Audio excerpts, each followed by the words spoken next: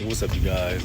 So today, what I want to talk about is something a little bit different than normal, and that's the fact that for some reason, when I run across people, whatever the case is, they expect street dudes to not believe in like a higher power. You know what I mean? Like, it could be whatever you choose for it to be, God, Allah, Buddha, whatever religion or whatever the case is. But what I'm trying to say is, I think God for my mom instilling that type of stuff in me and it forcing me as a kid to go to church.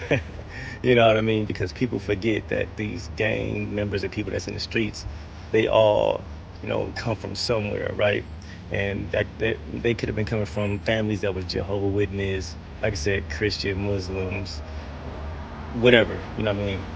And you never really forget those teachings that you have. Yes, you on the streets and you're doing what you're doing, which is primarily probably not the right thing to do, but you never lose the sense of God. You know what I'm saying?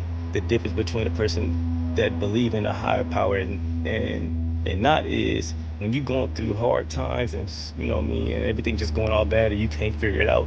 Guess what? That's where you end at.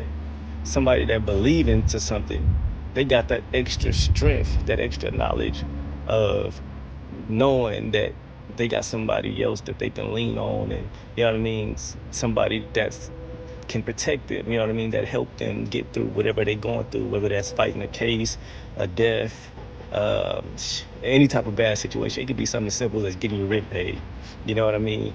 But don't get confused and think that just people in the streets, they just heartless and they don't care about nothing. That's not true.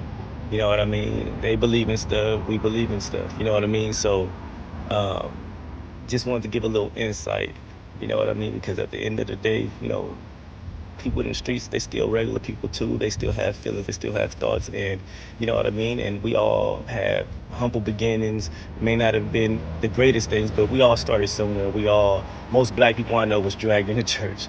You know what I'm saying? Somebody's church, it don't matter whose it was or what they were talking about. You was dragged in there because grandma didn't play, mama didn't play, or whatever the case is. So understand that, you know what I'm saying?